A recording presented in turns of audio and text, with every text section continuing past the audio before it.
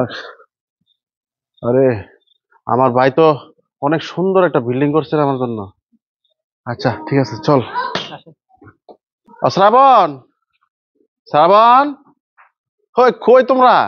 আমি তো বিশ্বাসই করতে পারছি না ভাই, এভাবে কল না দিয়ে কোনো খোঁজ খবর না দিয়ে তুমি এভাবে চলে আসলে কেন?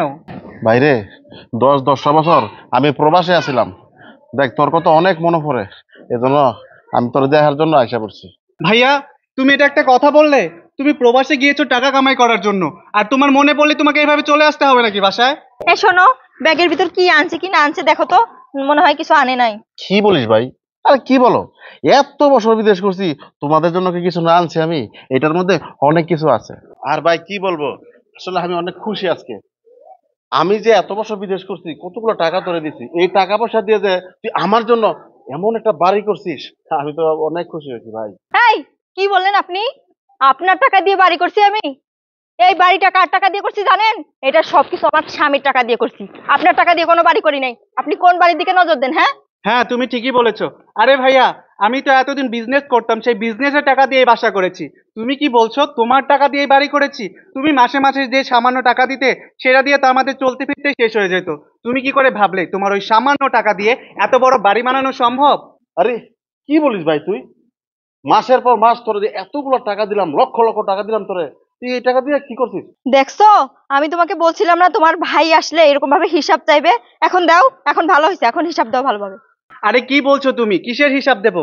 উনি যে টাকাটা মাসে মাসে পাঠাতো না, সেটা আমাদের বাজার খরচ করতেই শেষ হয়ে যেত। আরে ভাইয়া শোনো, তুমি তো থাকতে সেই প্রবাসে, প্রবাসে বসে সংসার খরচ কত টাকা লাগে সেটা কি তুমি জানো? এখানে তুমি টাকা পাঠিয়েছো যত টাকা, সব টাকা এখানে আমাদের সংসার খরচে শেষ হয়ে গেছে। এখন বলছে এসে বাড়ি ঘর সব নাকি তার। এগুলো কি ধরনের কথা ভাইয়া? কি বলিস ভাই? হ্যাঁ, মাসের পর মাস এতগুলো টাকা আমি তোদেরকে দিলাম, আমি তো আমার জন্য একটা টাকাও সঞ্চয় করি নাই, একটা টাকাও আমার ব্যাংকে রাখি নাই, সব টাকা তোদেরকে দিয়ে দিচ্ছি। তাহলে প্রবাসে আমি এতদিন কি করলাম? আমার লাভটা হলো কি?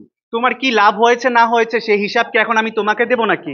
তুমি তোমার ব্যাংকে রাখোনি, তুমি সঞ্চয় করনি, সেটা তোমার ব্যর্থতা। তুমি এখানে এসে বললে তো আর আমরা এখন আমাদের নিজের টাকা তোমাকে দিয়ে দেবো না, তাই না?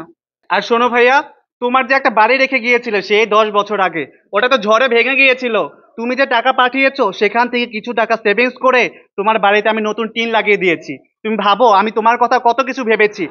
এই, ওর সাথে এত কথা বলে লাভ নেই, চলো তোমরা চলে যাই, আসো। এই শ্রাবণ, দাঁড়া, তোর সাথে আমার কিছু হিসাব আছে। কিসের হিসাব ভাইয়া? তোমার সাথে আমাদের কোনো হিসাব নেই।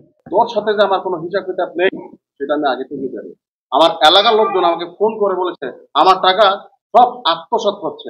আরে তোরা তো মিলে আমার টাকা আত্মসাৎ করেছিস, আমার কপালটা তো আর নিতে পারিস নি। এই যে দেখছিস না ব্যাগটা, এই ব্যাগটার মধ্যে 5 কোটি টাকা আছে। 5 কোটি টাকা? ভাইয়া, এই এই দাঁড়া, দাঁড়া, তোদেরকে আমার টাকা হয়ে গেছে, এখন আবার 5 কোটি টাকার উপরে লোক? হ্যাঁ, আরে প্রয়োজন হলে এই 5 কোটি টাকা এতিমখানা দান করবো। আর তোরা কি ভাবছিস আমি পঙ্গু? না, আমি পঙ্গু না, আমি সম্পূর্ণ ভালো মানুষ। তোদের মতো অমানুষের সাথে আর 1 মিনিটও থাকতে চাই না। দেখেছো, মানুষ বলে না যে অতি লোভে তাঁতি নষ্ট? ঠিকই বলে আসলে। দেখো না, সামান্য কিছু টাকার জন্য আমার রক্তের ভাইয়ের সাথে আমার সম্পর্কটা নষ্ট হয়ে গেল। আমার ভাই আমাকে রেখে, তার এই এত সুন্দর বাড়ি রেখে চলে গেল। আসলে তুমি ঠিকই বলেছো, আমরা অনেক বড় ভুল করে ফেলেছি।